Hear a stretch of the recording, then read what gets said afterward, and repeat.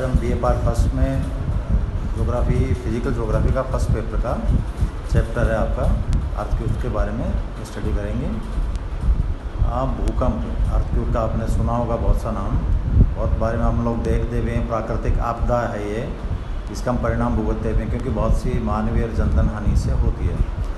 तो टॉपिक के ऊपर मैं सीधा सा आ जाता हूँ। आपके भूकंप, भू का मतलब सिंपल सा समझते हैं। भू यानी पृथ्वी, कंप यानी कांपना, यानी पृथ्वी का कांपना या पृथ्वी का कंपन होना, उसी को हम लोग भूकंप कहते हैं। अगर हम लोग इसकी डेफिनेशन में लें या परिभाषा इसकी बताएं भूकंप की, तो इसका क्या है कि भूकंप यानी पृथ्वी का कांपना किसी भी ज्ञात या अज्ञात कारण से पृथ्वी के आंतरिक या बाह्य भाग में, यदि हमें वो कारण ज्ञात है, वो कारण हमें ज्ञात नहीं है, किसी भी कारण से अगर पृथ्वी में कंपन होता है तो हम उसे भूकंप कहते हैं।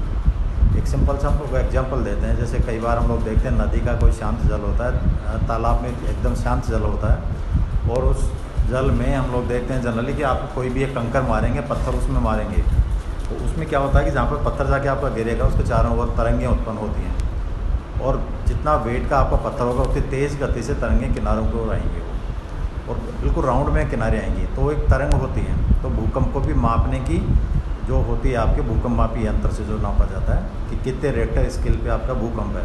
जनरली हम लोगों के क्या कि 5.5, 6 या 6.5 से ऊपर रेक्टर स्केल पे जो भूकंप आपका आता है वो अपार जनधन की हानि हमें करता है। 7.5 से ऊपर या 7 से ऊपर जो आता है, जैसे भुज में आया था, हमारे हिमालय के तराई क्षेत्रों में आता है, तो अपार जनधन क्या मकानों को ध्वस्त कर देता है, रेलवे लाइन्स ध्वस्त कर देता है, यानी भूगोल चेंज कर देता है, नदियों के मार्ग अवरोध कर देता है, शहर के शहर तबाह हो जाते हैं उसमें।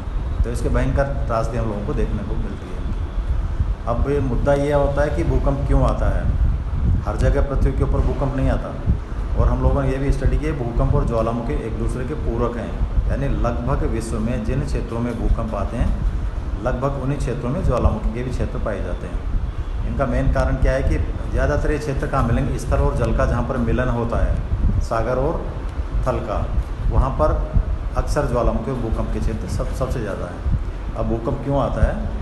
पृथ्वी के आंतरिक भाग में जब संपीड़न होता है, खिंचाव होता है, तनाव होता है, तो कई बार क्या होता है कि बहुत सी चट्टानें जो तनाव सहन करने में सक्षम नहीं होती और एक झटके के साथ टूटती हैं, उस कारण पृथ्वी में कंपन होता है, हलचल होती है, जिस कारण से भूकंप आता है। दूसरा ये कि पृथ्वी के आंतरिक भाग में गैसों का निर्माण होता है। हम लोगों ने खूब पढ़ा है कि पृथ्वी के अधिकांश भाग के ऊपर पानी है, यानी 29% पर तो स्थल आपका और 71% भाग पर आपका जलमंडल है। अब 71 भाग पर आपका जल है, तो ये जल जब दरारों छिद्रों के द्वारा पृथ्वी के आंतरिक भाग में प्रवेश करता है, तो गर्म जो मैग्मा होता है उसके संपर्क में जब जल आता है तो जल क्या होता है कि जलवाष्प का रूप धारण करता है, और जलवाष्प का रूप धारण करके जल वापस ऊपर आने की कोशिश करता है, और जिस कारण से पृथ्वी के आंतरिक भाग में मौजूद चट्टानों को वो झटके देता है, और कमजोर चट्टानें सबसे पहले टूटती हैं या उनमें विखंडन होता है, जिस कारण से आंतरिक भाग में झटके महसूस होते हैं और भूकंप आता है आपका उसका।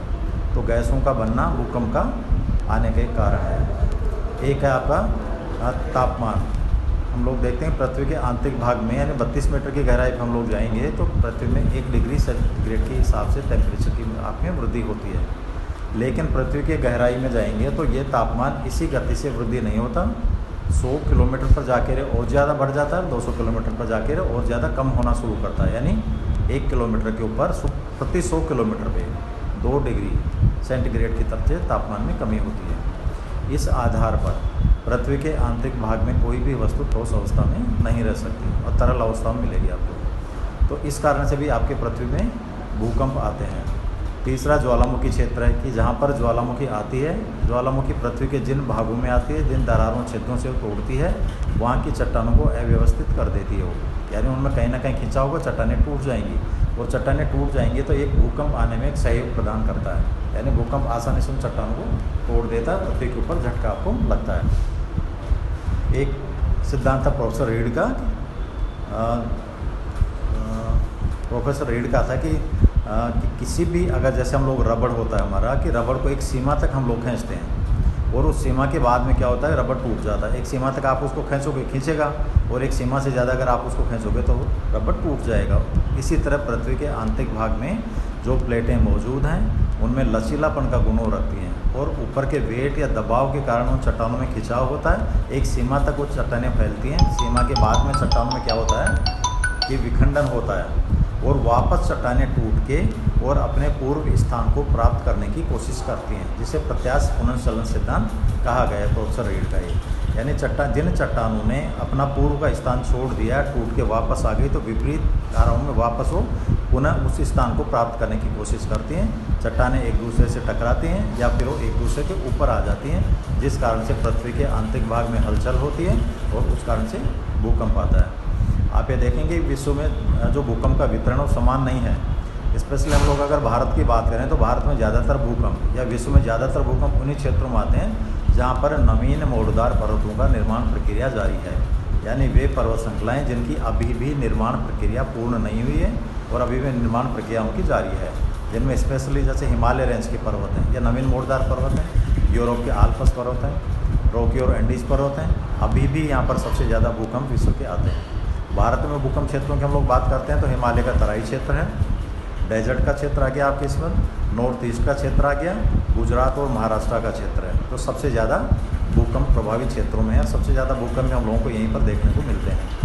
अब भूकंप से लाभ और हानि होती क्या है होती है, क्योंकि भूकंप से नुकसान तो होता है लेकिन कहीं ना कहीं से लाभ भी मनुष्य को देखने को मिलता है। सिंपल सी हम लोग देखते हैं, कई बार क्या होता है भूकंप आता है तो हमें मिनरल्स के बारे में पता लगता है, कई बार खनिजों के बारे में पता लगता है, पृथ्वी के आंतरिक भाग में ये खनिज पाए जाते हैं। उसके अलावा कई बार क्या होता है कि पृथ्वी के नदियों का मार्ग अवरुद्ध हो जाता है और नदियों का मार्ग उस दिशा की ओर हो जाता है जहाँ पर प्लेन एरिया होता है, जिससे सिंचाई के पेयजल में उपलब्ध हो जाता है। तो ये मानवीय के लिए इसके लाभ भी हैं और हानियाँ तो सबसे ज़्यादा है। अपार जनधन की हानि होती है, जैसे पशु पक्षी आपके जानवर हैं इनकी अकाल मृत्यु हो जाती है, पूरे शहर तबाह हो जाते हैं, नदियों का मार्ग अवरुद्ध हो जाता है आपका, और पूरा एक तरह से ज्योग्राफी ही चेंज हो जाती है। पूरे रोड रेलवे लाइन्स होता है आपका, संचार के साधन है, सब कुछ अवरुद्ध हो जाते हैं। तो ये एक भूकंप का आपका टॉपिक था, बहुत संक्षिप्त में है, ये बहुत इंपॉर्टेंट टॉपिक है जिसके बारे में आज हम लोग